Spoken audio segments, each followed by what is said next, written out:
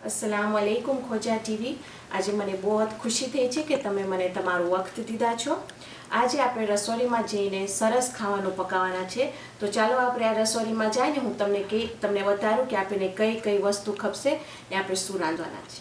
તો આજે આપણે રસોઈમાં ઘરનું કેક બનાવવાના છે, ઘરના ઇન્ગ્રેડિયન્ટ્સથી, ઘરની વસ્તુથી બનાવેલું। તો ચાલો આપણે શરૂ કરીએ।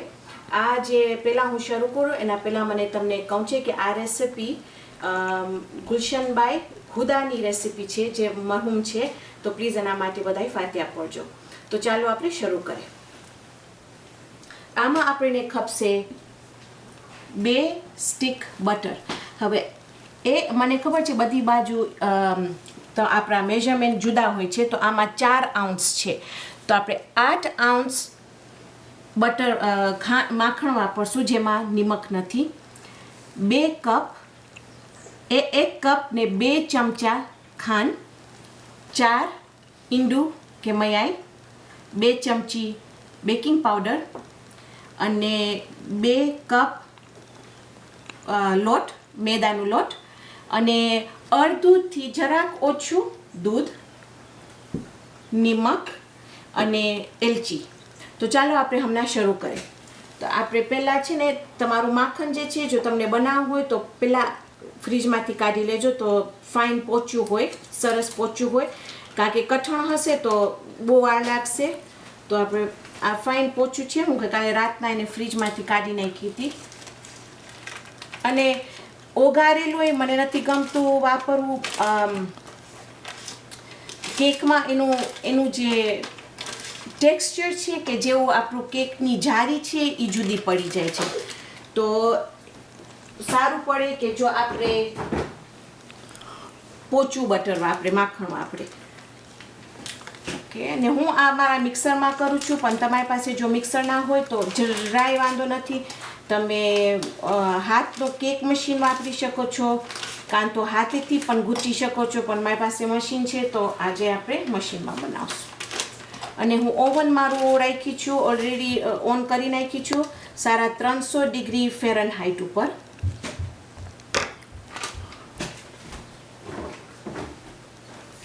તો આપણે માખણ ને ખાંડને બરાબર ગૂંથશું।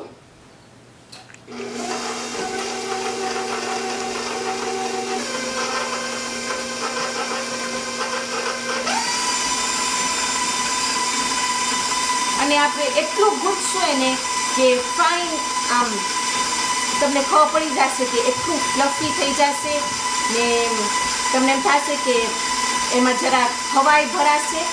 તો આપણે આ જ્યાં સુધી આ ગૂંથાય છે ત્યાં સુધી હું પણ પાછી આવીને તમને બતાવીશ કે આપણે બીજા કઈ કઈ વસ્તુ। તો આપણે તમે જુઓ કે આ ફાઇન તે જો કેટલું ફાઇન તે આમ મિક્સ થઈ ગયું છે બધું, તમને ખબર પડી જશે। હવે આ થઈ ગયું તો આપણે શું કરશું કે આ જે આપણું લોટ છે એમાં આપણે બેકિંગ પાવડર લઈ ને ફાઇન રીતે આપણે એને મિક્સ કરી નાખશું, તો શું બેકિંગ પાવડર એક બાજુ કેકમાં ના રહી જાય। ને પછી આપણે લેશું મિક્સ કરીને આપણે શું કરશું, એક મયાઈ લઈ આપણે આ ઓન કરીશું। હવે એક મયાઈ લઈ આપણે આમાં પોરશું। અને આ હું કરું છું કારણ કે જો આપણી મયાઈ એક ખરાબ નીકળી તો આખું કેક બગડશે। તો તમે જ્યારે નાખતા જાઓ તો પહેલાં એક એવામાં નાખો કે શું તમને ખબર પડે કે તમારી મયાઈ બરાબર છે।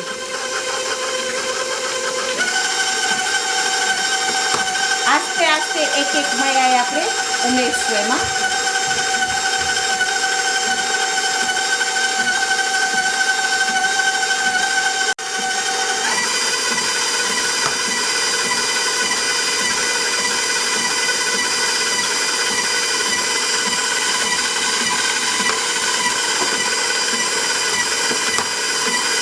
બીજું એક શું છે કે જ્યારે માખણ ને ખાંડ ને ઘૂંટાતું હોય ત્યારે તમે ઓફ કરો મશીન, સાઈડમાંથી આ જે બધું આ કોરે જે બધું આ છે એને ફાઇન રીતે સ્પેચ્યુલા સાથે લૂછી નાખે તો બધું ફાઇન રીતે મિક્સ થઈ જાય। આ બધું નાખી ને પછી હું શું કરીશ કે તમને કીધી હમણાં આપણે ઓફ કરશું ને આપણે આ બધું સાઈડમાંથી લઈ આવી તા અને ફાઇન રીતે એને આમ કરી તો નીચેથી આમ ખાસ નીચે જોજો કે નીચે કાંઈ ના ચોંટી ગયું હોય. બસ પછી આપણે એને આવી આમ કરીને હજી ગૂંથશું. પછી આસ્તે આસ્તે એક રસ ફાઇન રીતે થઈ જશે એટલે આપણે એની અંદર લોટ ઉમેરશું.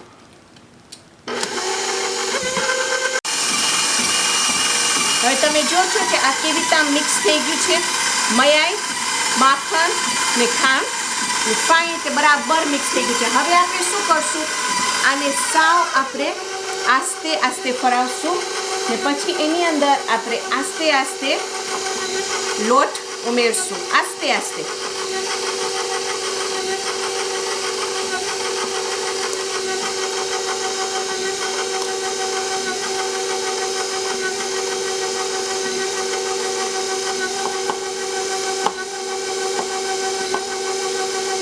જો તમે આખા કાંડા ઉપર નાખશો ને લોટ નાખશો તો બધું લોટ બારે આવશે. તો આસ્તે આસ્તે ફરાવવાનું એને. આપણે ખાલી હમણાં એને ગૂંથતા નથી, આપણે ખાલી આસ્તે આસ્તે એને ફરાવે છે કે શું બધી વસ્તુ ફાઇન રીતે મિક્સ થઈ જાય.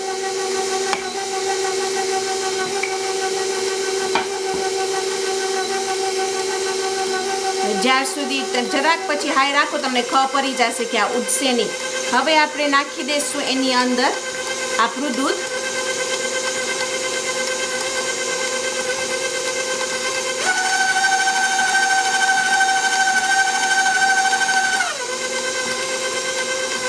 એક વખત ફાઇન રીતે દૂધ મિક્સ થઈ જાય પછી આપણે એની અંદર નાખશું થોડુંક નિમક. જ્યારે આપણે મીઠાણ બનાવીએ ત્યારે થોડુંક નિમક નાખવાથી એનું જે સ્વાદ છે એ બહુ ફાઇન થાય છે. તો કાંઈ પણ મીઠાઈ તમે કરો, જો આપણે આવા હમણાં નિમક જે માખણ વાપર્યા એના બદલીમાં આપણે નિમકવાળું માખણ વાપર્યા હોત તો આપણે નિમકની જરૂર ના પડી હોય નાખવાની. તો શું હવે આપણે માખણ વાપર્યા નિમક વગરનું તો આપણે એનામાં થોડુંક નિમક છાંટશું. ઓકે.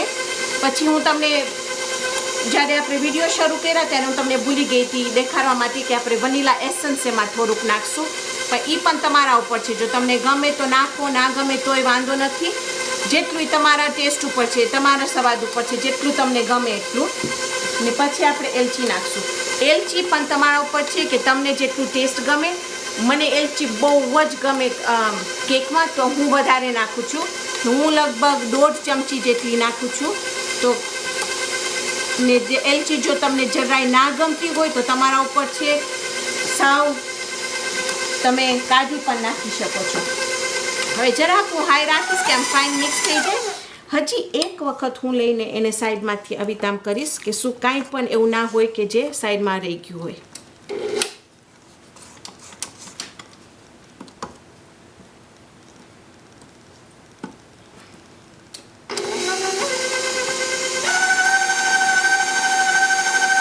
બસ હવે આપણું કેકનું મિક્સચર તૈયાર છે. હવે હું લીધી છું અહીંયા એક 9x13ની ટ્રે. એની અંદર હું નાખી છું એને કહે છે પાર્ચમેન્ટ પેપર. પણ જો તમને એ અમને અમેરિકામાં મળે છે, પણ જો તમને એમાં ના મળતું હોય તો તમે કાં તો બટર છે કે ઘી છે એનાથી તમારું આખું ફાઇન રીતે ચોપડી નાખો તો શું કેક ચોટે નહીં. ને પછી એના ઉપર તમે લોટ પણ નાખીને આમ એના ઉપર નાખી શકો છો જરાક જ કે શું ચોટે નહીં. બસ હવે આપણે આને નીચે કરી આપણું પેડલ કાઢી ને આને આપણે નાખશું ઓવનમાં તકરીબન 35 થી 40 મિનિટ. પણ બધાયનું ઓવન જુદું હોય છે. તો જ્યારે તમે આપણે એક ટૂથપીક નાખશું એની અંદર ને જોશું કાં તો છરી છે કે એ પણ તમે નાખી શકો છો ખાલી જોવા માટે કે કેક અંદર પાકી ગયું છે કે નહીં. આને ફાઇન રીતે આપણે બધું એમાંથી કાઢી નાખશું તો આપણે કાંઈ પણ વસ્તુ અસરાફ નથી કરતા અહીંયા.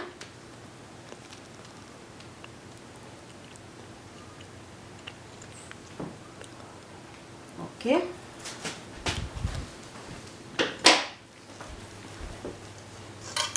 બિસ્મિલ્લાહ. હવે આપણે ફાઇન રીતે એને આમાં નાખી દઈશું.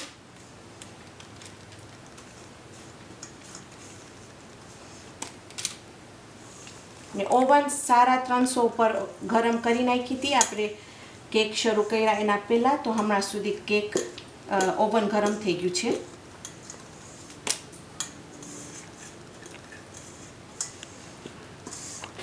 ચાલો, તો એ તૈયાર છે.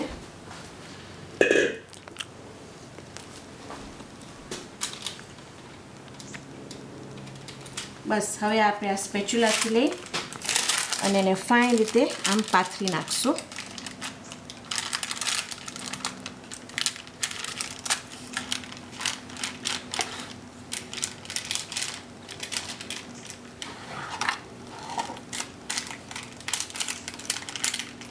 હવે આના ઉપર જો તમને બદામ છાંટવું હોય કે કાંઈ પીપી જેવી વસ્તુ નાખવી હોય, કાંઈ પણ કે તમને એમ લાગે કે તમને નારિયેળ છાંટવું છે એના પર, તો જે તમને ગમે એ તમે કરી શકો છો. આ ખાલી એક સાવ સિમ્પલ કેકની રેસીપી છે, પણ એની અંદર તમે કેટલી વસ્તુ કરી શકો છો.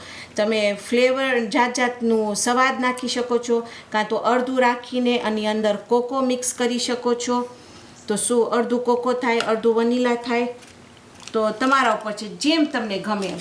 બસ હવે આપણે લઈને આ ઓવનમાં નાખી દઈશું. ને આપણે આવીને હું તમને બતાવીશ કે આપણું કેક કેવું લાગે. કેક તૈયાર છે.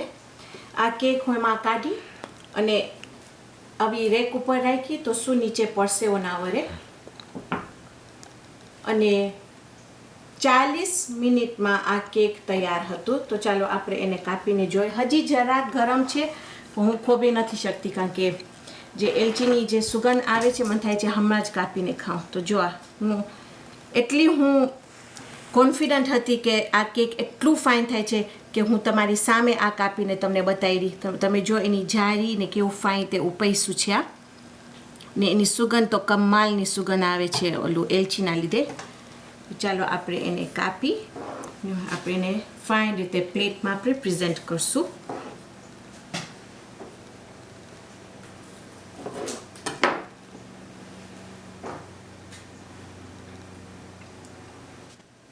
તો ચાલો આપણું કેક તૈયાર છે.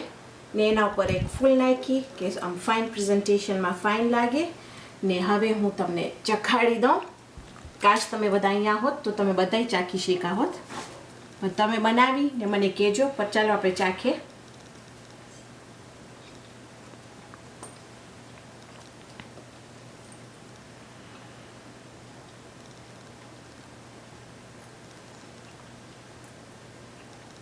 આમ સૂકું નથી, અંદર ઇનફ આપણે દૂધ નાખ્યા છે, આમ સોફ્ટ છે, એની જારી બહુ જ ફાઇન થઈ છે. ને કમાલની વસ્તુ એ છે કે એલચીની સુગંધ ને એલચીનો સ્વાદ બહુ જ ફાઇન થયું છે.